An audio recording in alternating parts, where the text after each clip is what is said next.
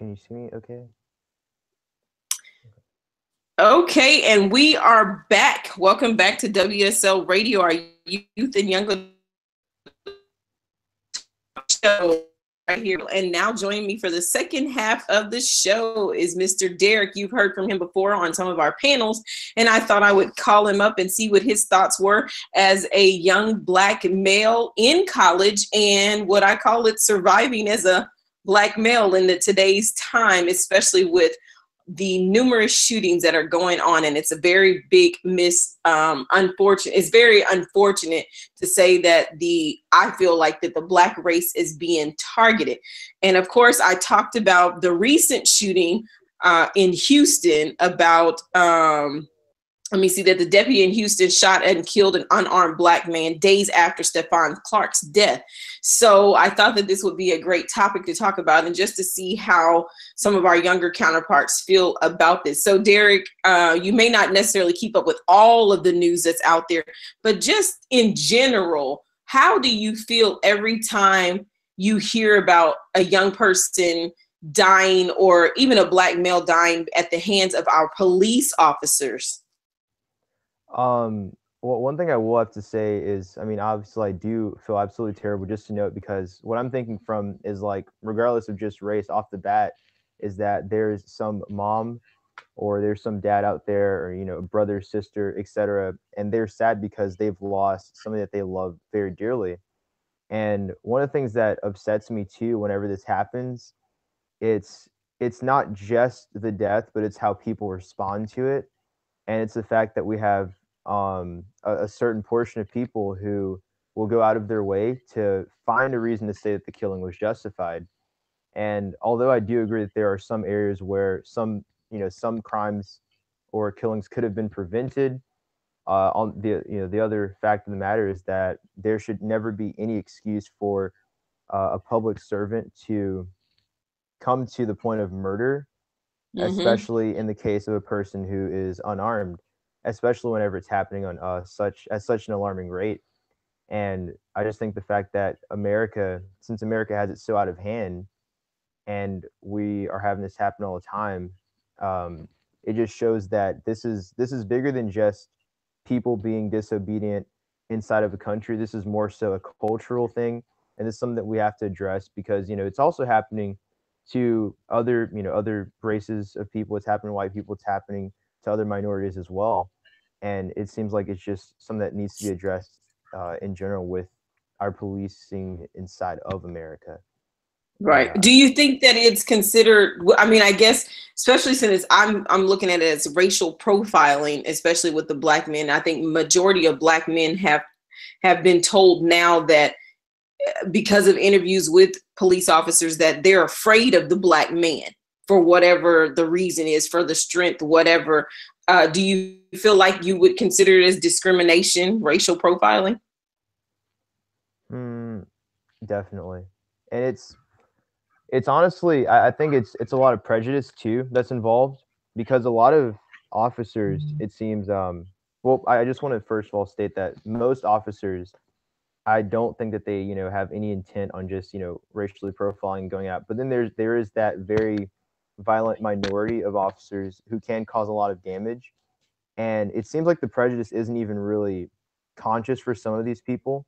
It's almost to the point of where they think that they're just going and looking at everyone normally, but every single time they see a person who is Black, they automatically have some type of fear, and they automatically start assuming what's going on, especially based on whether how they're dressed or based on like what community they're in, and they're just automatically assuming that everyone is grouped inside of the same area, so they automatically respond violently. And I think one really good example of how they are more likely to look for violent means than trying to look for peaceful means is how inside of the school shooting that happened, they were able to detain the shooter in a peaceful Mm-hmm. way. He's still alive.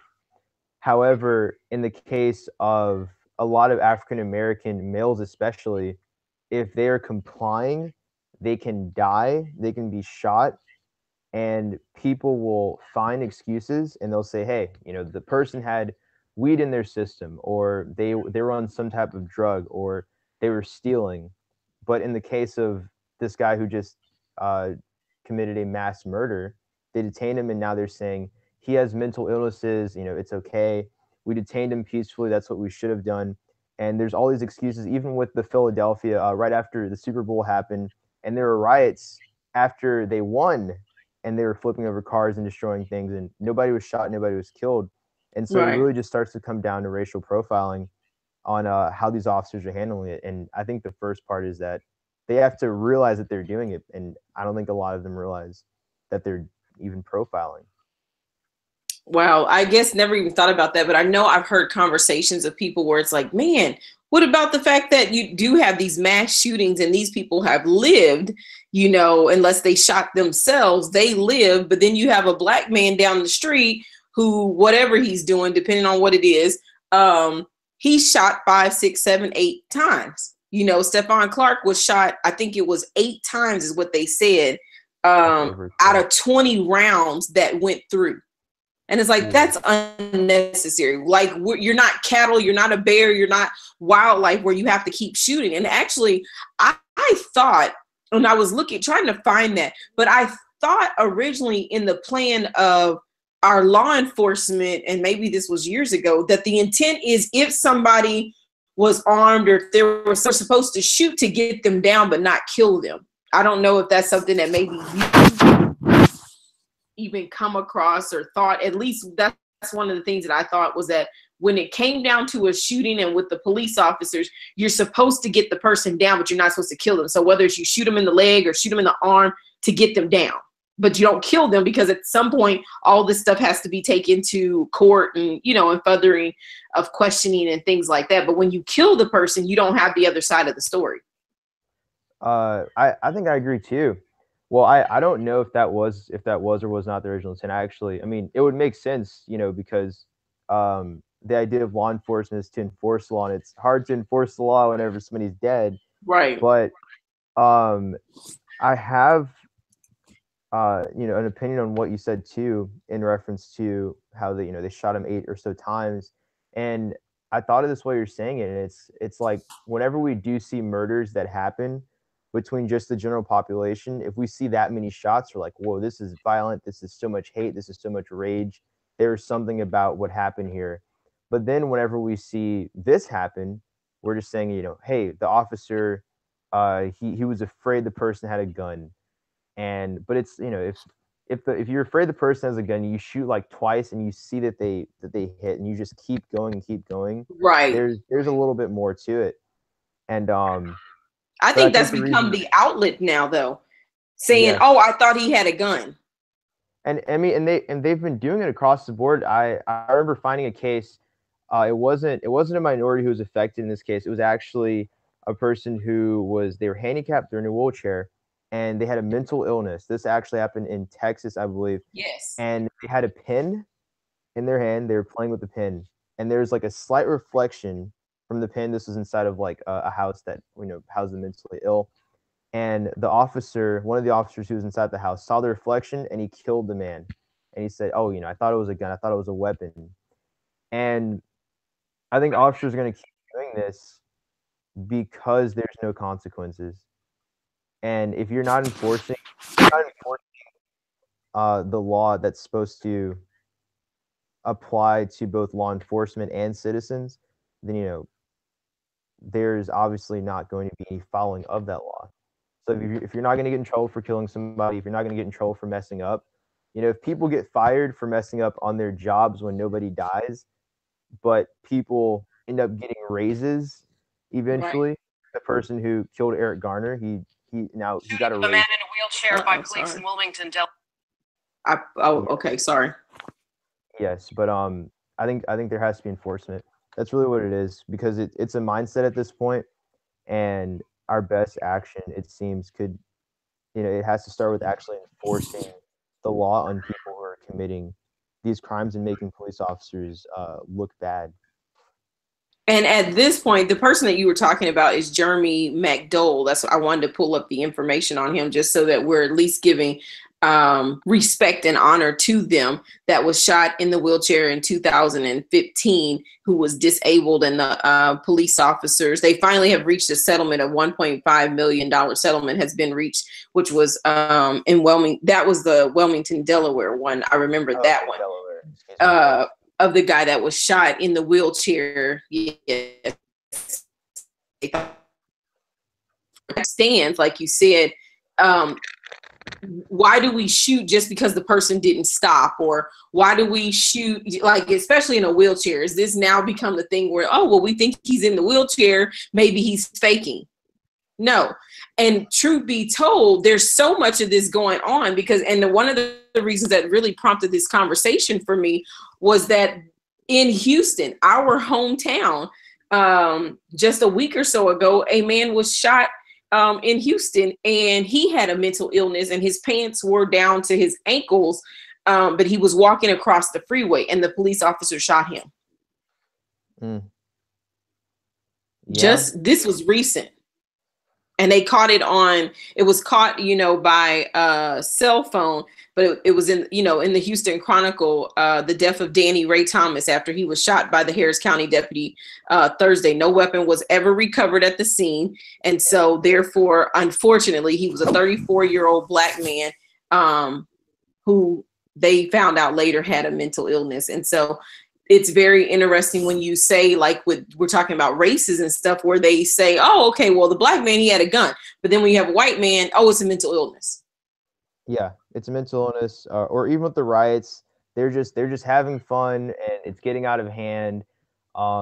It's insane. I mean, even, and it's easy. It is easy to see both sides on how some people who are not minorities can feel like they're just being targeted, or maybe some people think that black people are simply just complaining.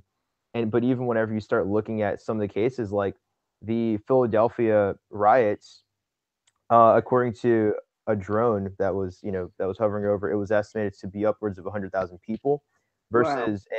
and there was about 34 or so arrests, and I believe 12 people were injured. Some police officers were injured too. On the other hand, whenever you had the Black Lives Matter protest, there were about, I'd like to say 40 to 60 arrests within the first day or so, first or second day. And it was actually less violent. There weren't really, large obstructions being turned over as massive a scale, and it was much less people. But by the third day, there was about 80 arrests or so. And then on the other end, you have these riots that were just out of fun, and there's like 34 arrests. Right. And this is, absolutely. I think there's excuses. I think personally, this stuff is just, like, I think people are saying, it's just got to stop. But how do we even get to that point of it stopping? If you're just now tuning in, we're about halfway into our mark. You're listening to WSL Radio, our youth and young adult talk show. I'm your host, Shemetris Vital, and this is just our second half. I was just discussing surviving as a black male and the thoughts of this whole gun violence with the recent shooting of Danny Thomas in Houston, and then right after Stephon Clark in Sacramento, California, and just asking a young black male here, what is his thoughts on this?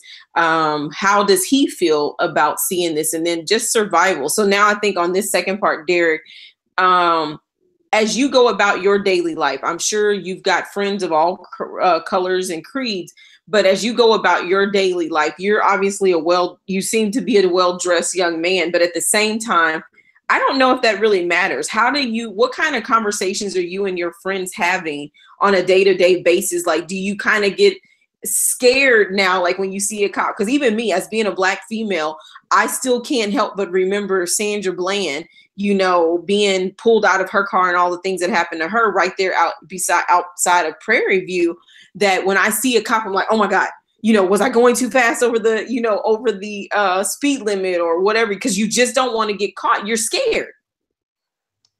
Yeah, I definitely say that too. Like, on campus, for me personally, at least, I don't feel as afraid on campus. But if I'm off campus and I do like just see police in passing, especially if it's if it's nighttime and I'm maybe like walking back to campus with friends, etc. I do get a little scared because the last thing that you want is misunderstanding, and we've seen how fast the situations can escalate, even whenever you're being as I'm lost for words right now. Basically, whenever you're cooperating, even whenever you're cooperating, sometimes things can just go completely south because the officer is too afraid of what you can possibly do to them, and it is scary. But and there's another thing too that I will say, that there's some situations that are completely avoidable just through cooperation, that that some people don't realize, because even though it is the police, a policeman's job to serve the public, it doesn't mean that the person being served, if they're about to be detained, arrested, or if they're being questioned, that they should just blatantly disrespect the officer. Right. And inside of a perfect world, it is true that you should be able to say whatever you want and not be murdered for it. But on but whenever you're living in reality, you know what can happen. So just swallow your pride and at least cooperate in a peaceful way. The main goal should just be, how can I make it back home and not be inside of a cop car? Because a lot of These times days, people you end won't up. make it in a cop car. Yeah, exactly. A lot of times people end up complaining, or they end up yelling and saying like, "Oh, you can't do this, you can't do that." When a lot of times it can be very simple, and it's and I hate that it's come to this too, to the point of where we have to even like talk about how to cooperate without getting murdered. But sometimes that's just what it comes down to. A But lot of the that's a situations constant are very conversation avoidable. now. I mean, I don't know, for your age demographic, was that a conversation that your mom had to have with you, just truth be told, or your dad had to have with you as you were approaching the final years of Yes. your high school year, that those were conversations like, look, Derek, you're a pretty good kid or whatever, but we want to make sure you come home at night. And it was before. You have to have the conversation far ahead of time. I think a lot of parents mess up whenever they decide to have the most important conversations at the latest points in life, Oh, because by wow. that time it's hard to sink in. Even if you want to listen to your parents, even if you want to believe them, it's not sitting in the same way that it could have. You've already amassed a whole bunch of other knowledge, and now you're just adding on top of it. But since I had the conversation a lot earlier on with my mom and my dad, it was able to be something that I was constantly thinking about, to where even if I was stopped and asked questions by an officer in like middle school or something, I would know how to respond. And it's just be as respectful as possible, and your goal is to get home. That's the goal. Swallow your pride. A lot of times, I think pride gets in the way for a lot of people, Hmm. and I especially see it happening with males. And it's frustration too, because sometimes you're just being discriminated against, and you're upset, and it's really not always just how you feel, it's also about how you express how you're feeling. And the other thing too is, how you dress can also factor into discrimination. So if you're sagging, or if you are hanging around a certain crowd that quote unquote looks suspicious, Hmm. however they interpret that, that can cause you to get pulled over. So I mean, the best thing you can do to limit your chances is be respectful, and dress like you want to go somewhere. Dress like you want to do something with your future. I mean, it shouldn't even matter how you dress in a perfect No. world. It shouldn't matter how you dress. That shouldn't determine whether or not you die. But the way that it is right now, you're more likely to get captured, to get detained, questioned, and maybe even killed if you are dressed a certain way. And the rappers and the guys up there with all the millions of dollars, they don't have to really worry about it as much, because I mean, they have the money. They're doing this. This is entertainment.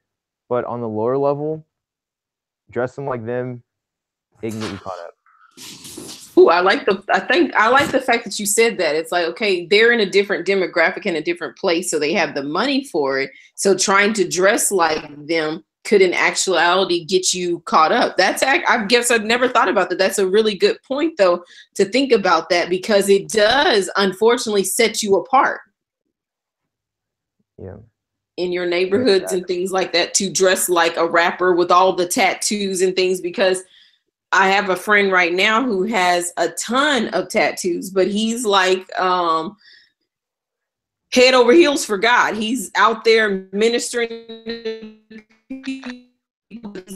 over the grill because that was his past life. But now, so like when he walks into a place, I think he posted something on his Instagram page not long ago where he said he walked into a store and the lady asked something about, "Are you here for trouble?" And he was like, "No, I'm here for Jesus." Wow, people are scared. I think people are just really, really afraid of us, and it sucks. But it's just this cultural mindset, and you can't change the culture within like a short period of time. So everything else just starts. It just seems to come down to minimizing the impact, and don't live up to their standard. If you have the mindset right now to where you can coherently think, and you're old enough to say like, okay, I have an option to choose to be like this or to be like this, don't live up to the negatives that they 2:30. I'm in my AP environmental science class. And sorry about that. It seems what it really does come down to. Wow, I think that is very interesting. So I want to hear, what is your, because we kind of talked about it, but do you think that there's a difference between, we've got mass shootings that are happening. And I think for the most part, all of the mass shootings that I have seen, I don't think I've seen it subject to a black man behind the gun. Have you? No, there's yet to be a mass shooting with a black person behind the gun. So we've got the mass shootings, which has been the white man. And I think there was something out about a week or two ago where there was a white woman or something that had a gun. I don't remember what the full story was, but that went through somewhere shooting. But most of them have been white men. So we've got the mass shootings with white men that they are shooting multiple people. And then we have the unfortunate mistake of a black man who can have a cell phone in his hand and it looks like a gun, or he can have his hands in his pocket and it appears that he has something, like I know I've been told if a cop comes and you have your phone in your hand, immediately just drop it and, show your hands. But I don't even know if in all of the reports, if that's even worked, showing your hands and you're talking, I don't have a gun or whatever, that they still have shot. But do you think that would you compare these things as similar, or would you see them as totally different cases? The mass shootings versus the black male being shot by police officers.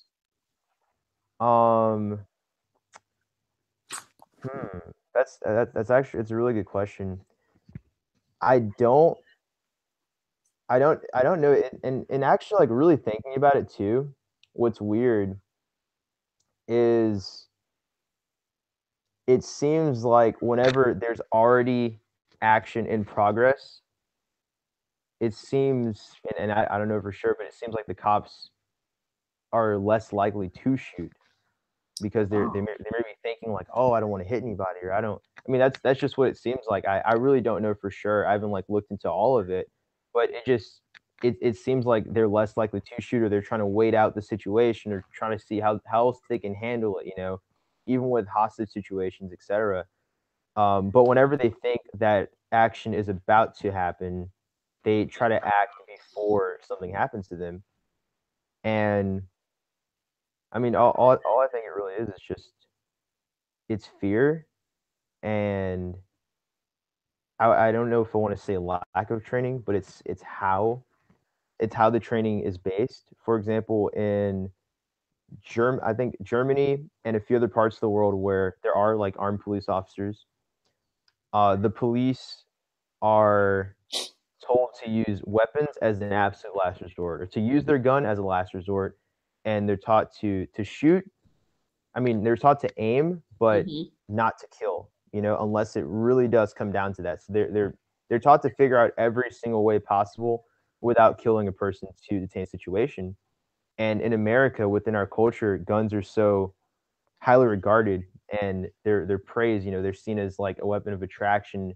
We're mystified by the idea of weapons, and it seems like we're taught to, you know, like, oh, like it's about the hero mentality. Like, you know, I just saved my entire community because I shot this guy who could have had the gun, or maybe, Right. you know, I got a promotion because I stopped this guy from doing something, and it's just this big mentality. And so our officers over here, it doesn't seem like in academy that they're told, hey, you know, um, let's shoot to, you know, to stop people instead of just like let's always shoot to kill. Right. And Absolutely. even if they are taught that, whenever they're on the job, it seems like it's a different story too, you know. Yeah, and I talked to another young black male, and they said they feel like now with police officers that that's the absolute place to go if you have the intent to want to kill people. Like, it's like, I'm going to go and be a police officer because now I can go and kill someone and not go to trial for it and not get in trouble for it. Yeah, enforcement would make people a lot more weary. Because I mean, like, why would you stop doing a crime if it's like pirating movies?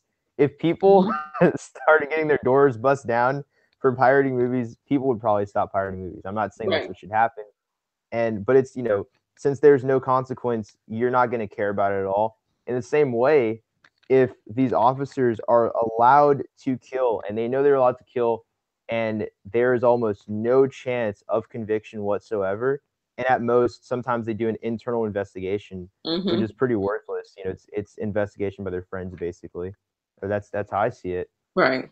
Then, you know, if you know that you're going to be let off for making a mistake that can cost someone else their life and that can cost someone else's family medical expenses in preparing a funeral, uh, or someone else's family, you know, complete detriment, but it's of no effect to you, then, you know, if there's no consequence, then why think twice about it? And it doesn't seem like uh, a lot of people don't, or I'm sorry, that minority of officers, they do not think twice about it. And it's terrible because it makes the rest of the police officers who are doing their job look bad. Absolutely. And we Having know that's that unfair to them. there's both. You have good cops and you have bad cops, and it's unfortunate because we now don't know whether to think the cop is good or bad when you see them. You know, you see them and you're constantly, you know, you're up on 10 already because you really just don't know. So as we close out this show, just as, you know, informational, what bit of advice do you have as a college student, as a young black male, maybe for a young person that's listening to this now, that's, you know, somebody that's not even in college yet, junior high, high school, thinking about this, and it's like, well, I'm already being targeted, or, you know, I haven't even done anything yet. What kind of advice do you have for them? In general, be respectful, be respectable, and do not live down basically to the negative expectations that people already have about you, whether it's like blowing up and acting the way that they believe you're acting, that you want, acting the way that they believe that you should act, um, or even getting like, you know, overly aggressive, even if, you know, you definitely have the right to do so, but don't become what they are making us out to be, because that's the biggest disservice to us and to yourself. Well, So that's a that's my good general piece of advice. advice. That's a good piece of advice to end the show on, is don't become what they expect you to become. Become better and do better and expect better of yourself, no matter what they've put out there. So I want to thank you for your time on this part of the show. Just, huh? I said thank you for having me. Yeah, I think this was good, just to have another perspective, you know, because on the top of the show I read information and gave my own opinion, but to have your opinion as a part of this, I think this is really, really good. So I appreciate you coming on. And so for our young people, you know, if there's topics that you want to talk about or talk talk up on, reach out to me on shemetrisv.com and we can talk about it. So this is WSL Radio, our youth and young adult talk show. My interviewee this evening, Mr. Derek, who is at Loyola University, right? Loyola, yes, ma'am. Loyola University in Louisiana. It's cool. You're good. So we want to thank you, your time, best wishes on upcoming finals and things like that, because you guys will be out of school right before or right after Mother's Day. So very soon. Mm-hmm. So we thank you so much for this interview. So until next time, guys, remember to continue every day. Always something available to you. Until next Wednesday, take care and be blessed.